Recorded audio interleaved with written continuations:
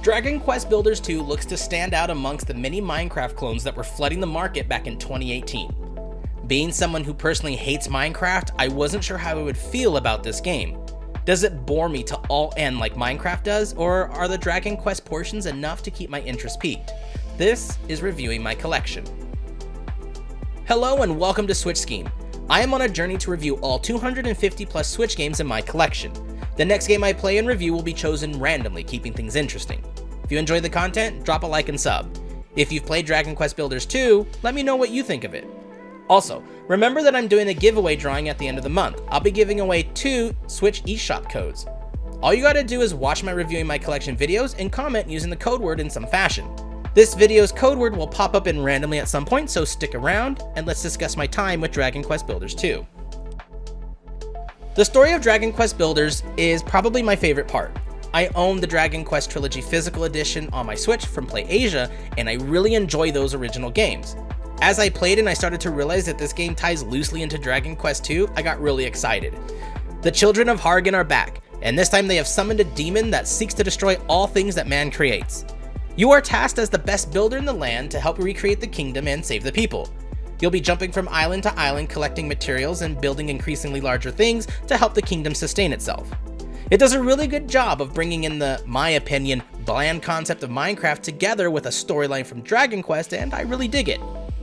The story and dialogue is pretty simple in its complexity, probably hoping to get in with the younger Minecraft-loving audience, but it's never so childish or kid-friendly that I hated it. It was still charming to me regardless of how obvious it was sometimes trying to placate to kids. So Dragon Quest Builders 2 is basically Minecraft the RPG with a Dragon Quest theme.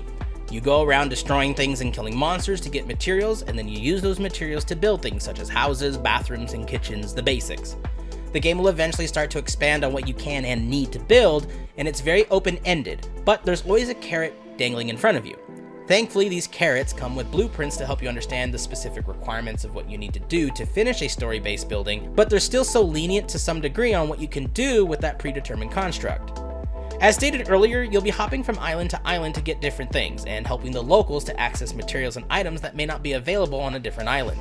Hidden on these islands, I found a few secret caves and some minigame puzzles which lent some weight to going off the beaten path.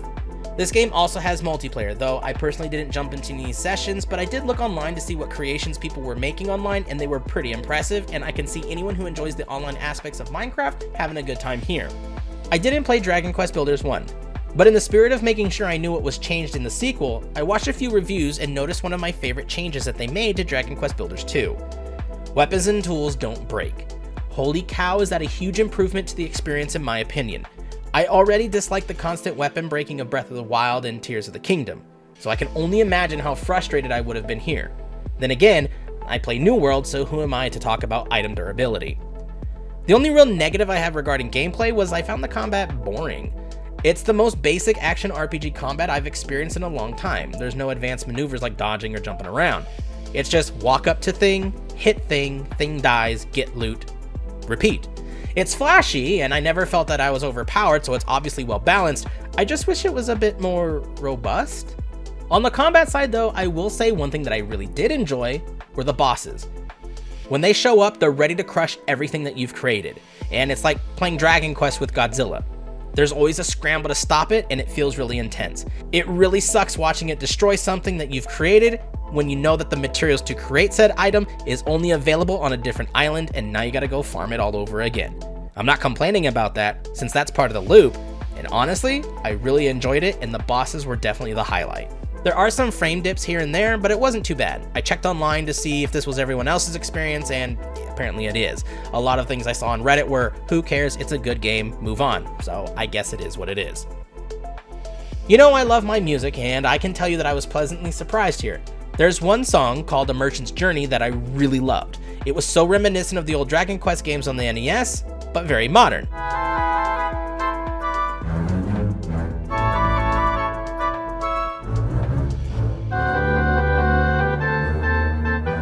The music regularly had me swaying my head back and forth or humming along. I can't say it's the best music ever in a Dragon Quest game, I still think that goes to Dragon Quest 3 and maybe 11, but for me, it was a win.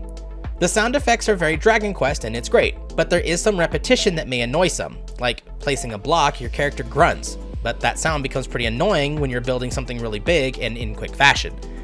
Other than that, it's fine and standard to the theme of Dragon Quest. The value for Dragon Quest Builders 2 can't be overstated. One, it's an older game, so finding it on discount isn't difficult. Beyond the cost, just the amount of content alone is astounding. The main story can take you 40 plus hours, and I've seen online that a full completionist run can take you over 100, and that's not counting the countless hours you have after just playing in the sandbox like Minecraft. It's phenomenal value, so if you're interested at all, just do it. Overall, Dragon Quest Builders 2 surprised me in a way that it took one game, Minecraft, which I loathe, and another game that I love, Dragon Quest, and smashed them together into a package that I actually found fun. Now, I can't say this is my favorite farming building game ever. I'm still rather stuck in my Rune Factory Harvest Moon ways, but I would be lying if I didn't say that I enjoyed my time with Dragon Quest Builders 2. The story was fun, funny, and charming, the artwork, as always with Dragon Quest, was great, and the music had me looking up playlists on YouTube. The value, again, is beyond expectation for the price, and if you enjoy these farming and builder type games and you haven't tried Dragon Quest Builders 2, I think you're definitely missing out. Alright, we have 257 to go through since we've removed Dragon Quest Builders 2. Let's go ahead and see what we get. Round and round we go. Come on. Let's see. Is it something I haven't played before? It is Preventative Strike. I don't even know what that is. I put every game on here that I saw either installed on my Switch or in a physical cartridge, so I don't know what that is. I guess I'll see you Tuesday with a game I obviously have never played. Have a great day.